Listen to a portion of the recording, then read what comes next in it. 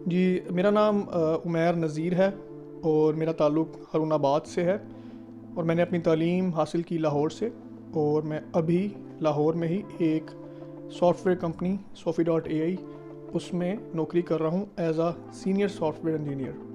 Okay, मैं 20 जनवरी को Berlin में लैंड किया था मैंने, जर्मनी में। और मैंने 2 हफ्ते बर्लिन में गुजारे और मैंने अपने इस ट्रिप में बर्लिन के सारे मेन एरियाज़ जो हैं विज़िट किए, जिसमें ब्रैंडनबर्ग गेट, जर्मन पार्लियामेंट और Holocaust museum, check point Charlie, Topography of Terror और बर्लिन सेंट्रल चर्च। उसकी टॉप से जो आपको शहर का नज़ारा आता है वो मैंने देखा। और रहाइश मैंने रखी हुई थी बर्लिन के साथ एक छोटा सा शहर है पोट्सडैम।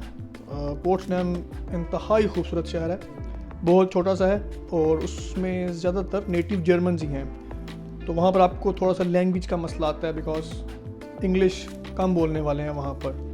और उस शहर की खूबसूरत और ख़ास बात यह है कि वो एक लेक से या मुख्तलिफ़ दरियाओं से कवर्ड है और उसमें जगह जगह छोटे छोटे जंगलात हैं जिसमें वॉकिंग ट्रैक्स और साइकिलिंग ट्रैक्स बने हुए हैं। तो मैं वहाँ पर निकल पड़ता था रोज़ किसी एक साइट पे शहर की विज़िट करने।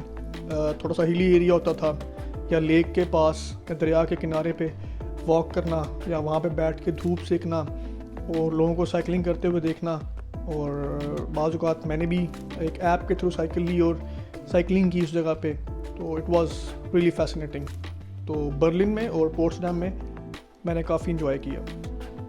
ओके, तो 2 हफ्ते अपने दोस्त के साथ मैंने स्पेंड किए बर्लिन में और कुछ अकेला वक्त भी। फिर मैंने विज़िट किया चेक रिपब्लिक का एक शहर है Prague with my best friend Azar, और वहाँ पर हमने 2 दिन गुजारे। तो Prague is really different than Berlin because ये प्रॉपर एक टूरिस्ट सिटी है जिसके 2 फेजेस हैं। जिन्होंने विज़िट किया उनको पता होगा। The ones is the old side जो कि चार्ल्स ब्रिज से दूसरी तरफ है, दरमियान में दरिया है। और ऑन द राइट साइड उन्होंने I think so made for the visitors tourist because वहाँ पर होटल्स हैं और कैफ़ेज़ हैं, बार्स हैं, पब्स हैं and the party areas type stuff. तो इट वाज रियली फैसिनेटिंग। जो उनका कैस्टल है और जो चर्च है चार्ल्स ब्रिज से रात को उसका व्यू है वो बहुत खूबसूरत है। और दिन टाइम वहाँ पर वॉक करना बिकॉज इट्स बिट हिली, थोड़ा सा ऊंचाई पे है वो, और बड़ा उन्होंने मेंटेन किया है। और स्पेशली उस चर्च के पास वहाँ पर ऑन द ओल्ड एंटीक उनकी आर्मी के कुछ सिंबॉलिक परेड करते हैं। तो वो मुझे बड़ा उसमें लुत्फ़ आया उसको देख के कि आज से 100, 200, 300 साल पहले जब वहाँ पर बादशाहत होगी तो किस तरह लोग आर्मी उनकी मिलिट्री परेड करती होगी बादशाह को सलामी देने के लिए। तो उस पे टूरिस्ट का बहुत रश था उस एरिया पे। And on the right side again वो उन्होंने एक मॉडर्नाइज बनाया हुआ है जहाँ पर लोग इंजॉय करते हैं, पार्टीज़ करते हैं और खाना इंजॉय करते हैं, उनका शॉपिंग करते हैं। Okay, in my third destination मैंने विज़िट किया था हैम्बर्ग का। हैम्बर्ग में एक मेरे बहुत अच्छे दोस्त रहते हैं, तो उनकी दावत पे 5 से 6 दिन मैंने वहाँ पे गुजारे। अनफॉर्चुनेटली जब मैं गया तो वहाँ पर बहुत ज़्यादा बारिश हो रही थी, तो मैं 1-2 दिन तो घर से बाहर नहीं निकल पाया। बट लेकिन फिर हिम्मत करके मैंने वहाँ पर भी उनकी साइकिल ली और मैंने हैम्बर्ग का जो एरिया है वो साइकिल पे विज़िट किया।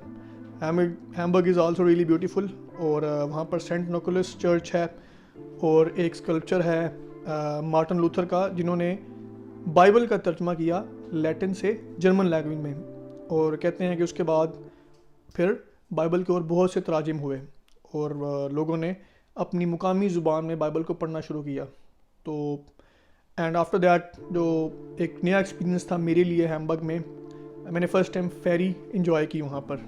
तो वो आप टिकट जब भी लेते हैं ट्रैवलिंग के लिए कि मेन हैबरहॉफ से सिटी टूर के लिए, तो उसमें आप फेरी को भी इंजॉय कर सकते हैं। तो I took a ferry from one island to other, और टॉप पे खड़े होकर एक्सट्रीम ठंडी हवा में जब हल्की हल्की बारिश भी हो रही हो तो लहरों के साथ फेरी पर सफ़र करने का अपना ही एक मज़ा है। और वहाँ पर उनकी कुछ सेंट्रल सिटी के अंदर जो मेन बिल्डिंग्स हैं या उनका मेट्रोपॉलिटन बिल्डिंग है जहाँ पर उनका आई थिंक मेयर बैठता है, उसको हमने अंदर से मैंने अपने दोस्त के साथ उसका विज़िट किया and that's amazing. And after visiting Germany मैंने फिर रुख किया फ्रांस का, और बर्लिन से वाया ट्रेन मैं गया था एक ईस्ट आप कह सकते हैं ईस्ट फ्रांस में एक छोटा सा शहर है स्ट्रासबर्ग, और वहाँ पर मैंने 2 दिन गुजारे। वहाँ पर मेरे लाहौर के बहुत अच्छे दोस्त हैं, कुलीग हैं, वो वहाँ पर रहाइश पजीर थे। तो उन्होंने मुझे एक साइकिल अगेन वहाँ से अपनी दे दी उधार 2 दिन के लिए, और मैंने स्ट्रासबर्ग जो है वो सारा विज़िट किया। स्ट्रासबर्ग में भी उनका एक बड़ा मशहूर चर्च है जो बिल्कुल शहर के मिड में है, और वहाँ से उनका पुराना शहर आप कह सकते हैं, जहाँ पर उनकी जो मेन कैनाल है उसको उन्होंने 3 डिफरेंट कैनाल्स में स्प्लिट किया है, और उनका ओल्ड बिल्डिंग स्ट्रक्चर है बहुत ही खूबसूरत। अगेन वो टूरिस्ट सिटी है जिसमें से वो नहरें गुजरती हैं, तो बहुत ही खूबसूरत लगता है, और उसी में ही इनकी स्मॉल बोट्स जो हैं लोग जो हैं उस शहर का नज़ारा करते हैं।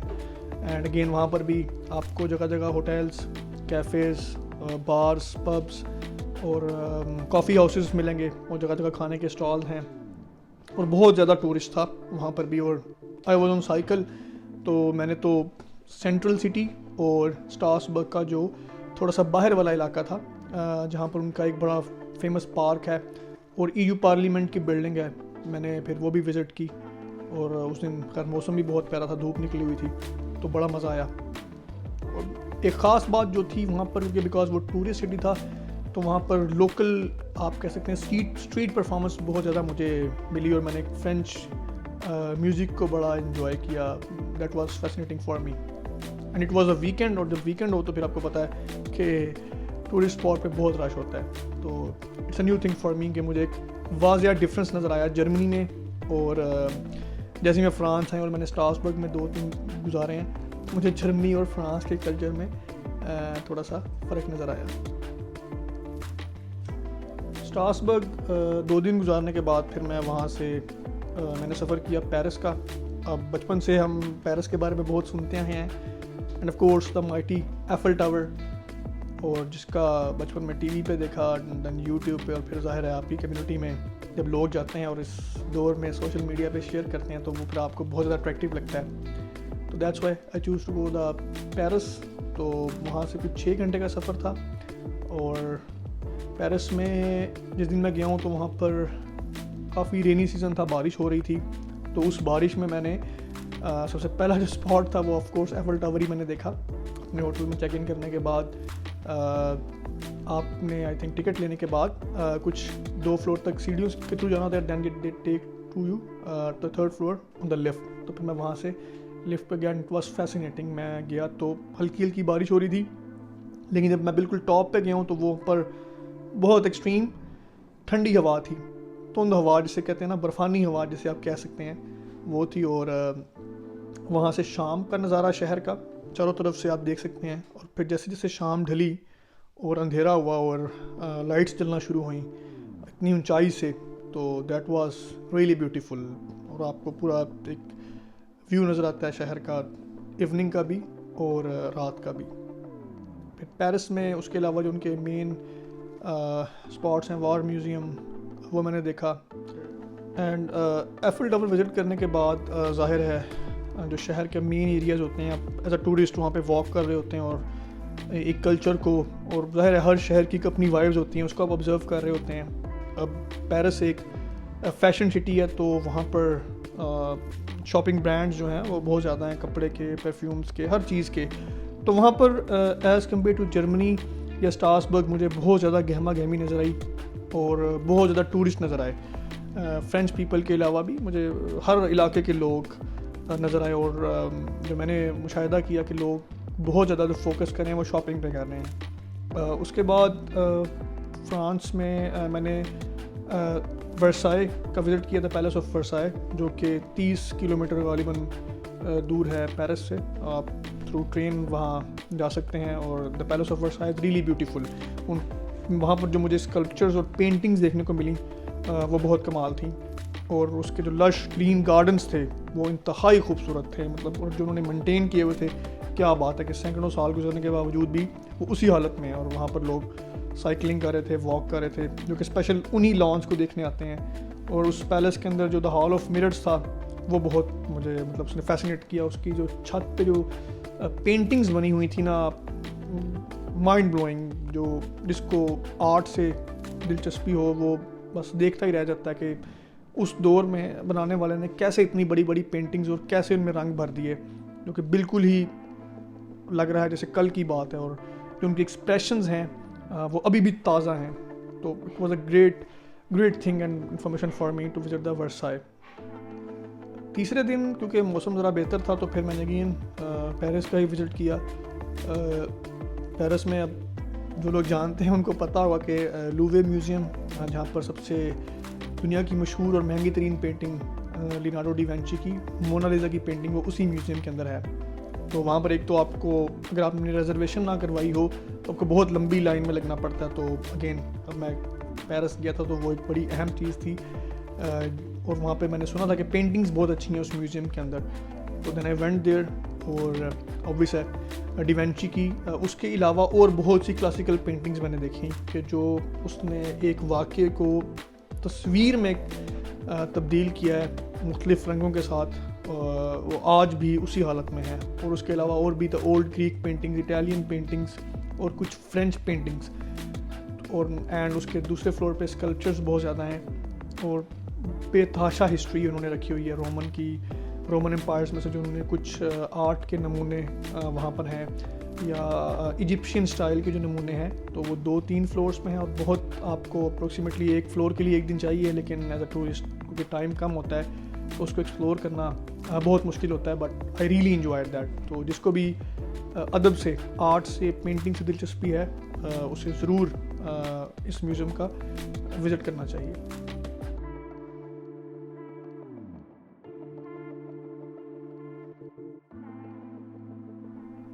जर्मनी और फ़्रांस में जो मुझे फ़र्क नज़र आया कि मेरा मुशाहिदा है, गलत भी हो सकता है, जो मैंने ऑब्ज़र्व किया कि जर्मन्स कानून को कुछ ज़्यादा फॉलो करते हैं, इनफैक्ट फॉलो करते हैं। फ्रांस में जैसे ही एंटर हुआ मैंने देखा कि लोग सिग्नल तोड़ के जा रहे हैं, जो कि जर्मनी में मुझे बहुत कम देखने को मिला। इनफैक्ट पोर्ट्स डैम में ही मैं एक दफ़ा रात को 8-9 बजे खाना खा के वापस आ रहा था और हल्की हल्की बूंदाबांदी हो रही थी, तो मैंने एक कपल देखा जिनके साथ एक छोटा सा बच्चा था, और वो उस बारिश में खड़े हुए थे और रोड खाली थी कि पेडेस्ट्रियन सिग्नल ऑन हो और हम रोड क्रॉस करें।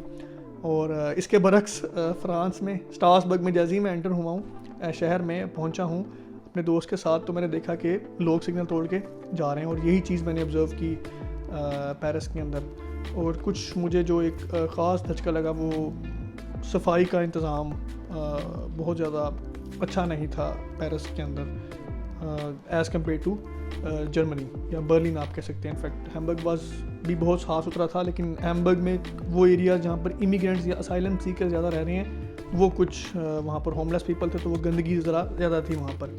बट लेकिन पेरिस में ये मेरा जोन टूटा कि वहाँ पर सफाई कुछ ज़्यादा अच्छी नहीं थी एज़ कम्पेयर टू जर्मनी। लेकिन एक चीज़ थी कि वहाँ पर कि टूरिस्ट स्पॉट्स थे वो सारे, और वहाँ पर मुझे इंग्लिश बोलने वाले लोग ज़्यादा मिल रहे थे, जिससे मेरी कम्युनिकेशन ज़्यादा आसान थी एज़ कम्पेयर टू जर्मनी।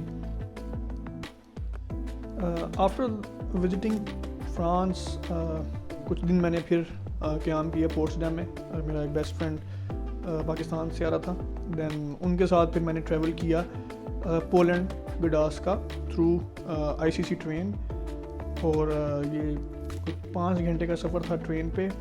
और Gdansk is on the other edge of Poland, जो कि आई थिंक सी के साथ है, and it's really beautiful city. It's more or less like Islamabad आप कह सकते हैं। जिन्होंने पाकिस्तान में इस्लामाबाद देखा हो तो इस्लामाबाद को आप 10% और इम्प्रूव कर दें कि इसमें ट्रैम चल रही हो तो आपको गडास जैसी फीलिंग आ सकती है। तो यहाँ पर समंदर का नज़ारा बहुत खूबसूरत था। उनके मेरे दोस्त के अपार्टमेंट से 10 मिनट की वॉक पे समंदर है यहाँ पर। और इनफैक्ट एक दिन ऐसा भी था कि जब मैं वहाँ पे वॉक कर रहा था तो उस दिन हल्की हल्की बर्फ़बारी हो रही थी, तो समंदर के किनारे ठंडी हवा और स्नो के बर्फ़ के छोटे छोटे टुकड़े आपको लगें तो क्या ही मज़ा आता है कि आप बहुत कुछ साथ देख रहे होते हैं। एंड जो ख़ास डिफरेंस मुझे नज़र आया पोलैंड और मतलब गडास में as compare to Berlin and Paris, ये रिलेटिवली बहुत सस्ता मुल्क है। यहाँ पर चीज़ें बहुत सस्ती हैं कि जो शवारमा या मैं बर्लिन से 8-9 यूरो में लेता था वो यहाँ पर मुझे 3 या 4 यूरो में पड़ रहा था। और यहाँ पर रेंट्स भी कम है और ट्रांसपोर्टेशन भी सस्ती है, बिकॉज़ ये एक तरक्की पजीर मुल्क है और शायद इसलिए यहाँ पर चीज़ें जो हैं कुछ रेट्स उनके कम हैं as compare to other countries.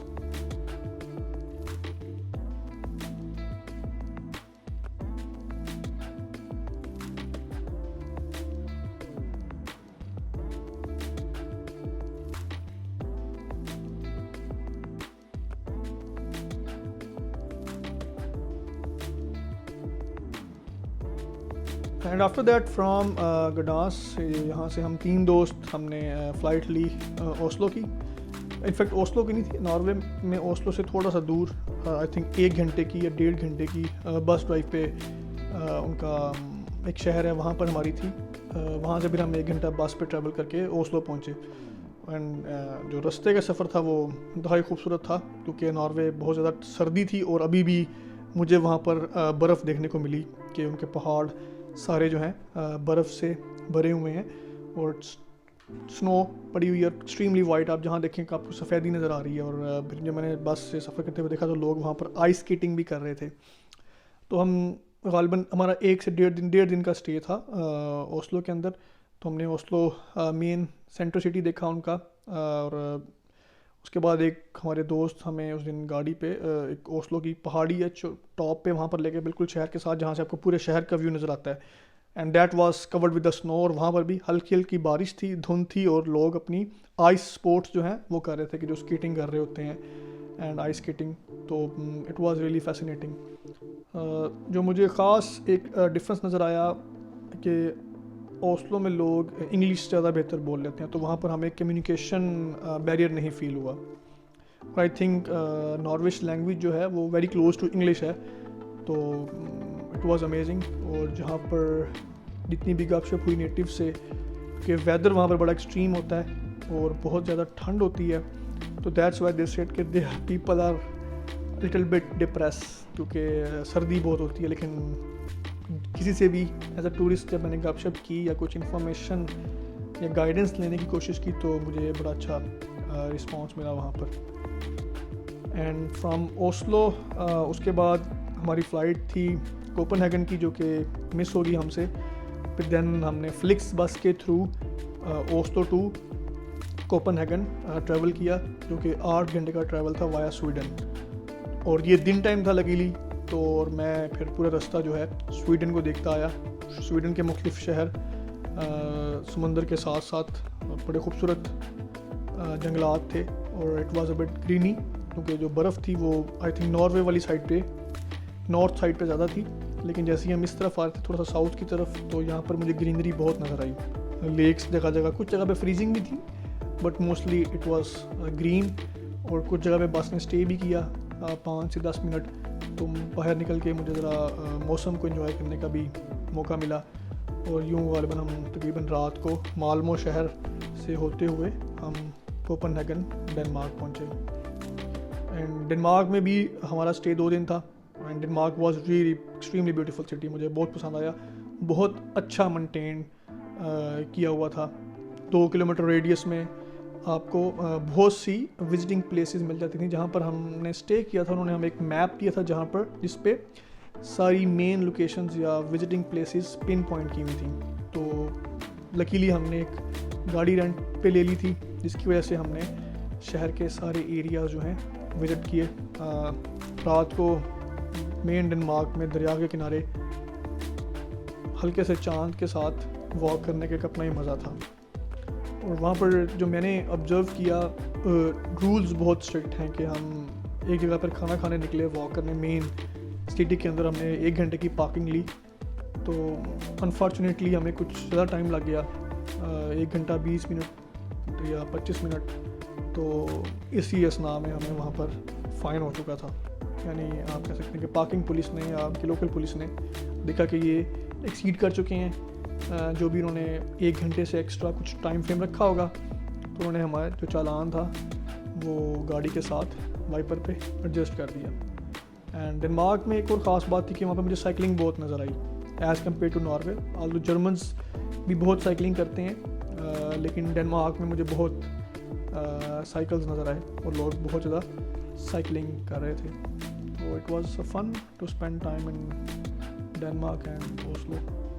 And after that from Copenhagen हमारी फिर फ़्लाइट थी बैक टू गडांस, जो कि हम 50 मिनट की फ़्लाइट के बाद गडांस्क पोलैंड वापस पहुँचे। सो कल मेरी वापसी है गडांस्क से बर्लिन, क्योंकि उसके एक दिन के बाद मेरी फ़्लाइट है पाकिस्तान की। तो कल मैं वाया फ्लिक्स बस जाऊंगा वापस Berlin and I will enjoy the route of Poland and Germany. 2 महीने का जो क़याम था और ये सब मुल्क और जो शहर देखने का जो तजुर्बा था बहुत ही शानदार था। मतलब पाकिस्तान में बैठकर या किसी भी जगह पे बैठकर हमें जो भी इंफॉर्मेशन या तस्वीर या लोगों की ऑब्जर्वेशन मिलती है, हम उसकी बेस पे एक ओपिनियन कायम कर लेते हैं, जो कि एक उस ख़ास बंदे की ही एक ऑब्जर्वेशन होती है, और शायद हम पूरी ज़िंदगी उसी ही ओपिनियन पे गुजार देते हैं कि वो माशरा ऐसा है, वहाँ पर लोग ऐसे हैं, या वो तहज़ीब ऐसी है, उसमें ये अच्छाई है या ये बुराई है।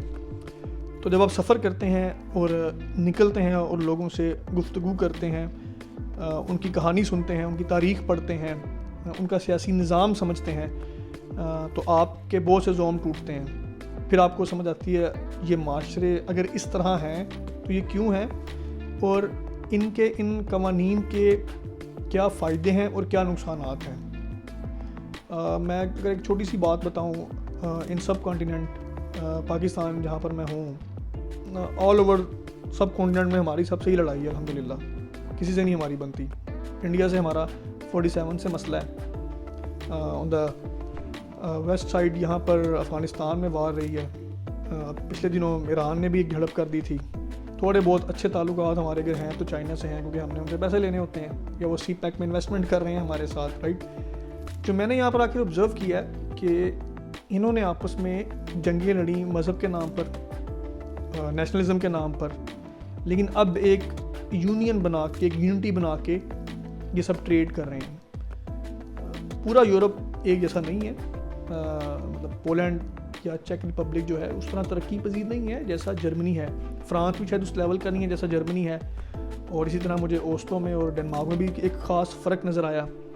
लेकिन ये है कि इनकी आपस में यूनियंस बनाकर एक 27 शेंजन कंट्रीज़ की जो इनकी ट्रेडिंग पॉलिसीज़ हैं, जो इनके फ्री बॉर्डर्स हैं कि मैं बस में बैठकर बगैर पासपोर्ट दिखाए एक मुल्क से दूसरे मुल्क ट्रैवल कर सकता हूँ, वाया एयरलाइन भी, जो कि 50 यूरो या 60 यूरो की टिकट है, और सिर्फ आपका पासपोर्ट चेक किया जाता है, आप कहीं पे भी ट्रैवल कर सकते हैं। तो आई थिंक इस सोच ने इन माशरों को बहुत स्टेबल किया है। मे बी इनकी कुछ पॉलिटिकली मसले चल रहे हों, लेकिन यह है कि ये मुझे एक चीज़ बड़ी फैसिनेट की यहाँ पर कि अगर हम पाकिस्तान में भी ये स्पेसिफिकली ये रीजन कॉमन कर दें, ये चीज़ फॉलो कर लें, तो शायद हम भी बहुत तरक्की कर सकते हैं। ट्रेडिंग को खोल दें so that people can move on the borders, और हमारा कल्चर भी ऑलमोस्ट सेम है, लैंग्वेज बैरियर भी इतना नहीं है, फूड भी एक तरह ही है।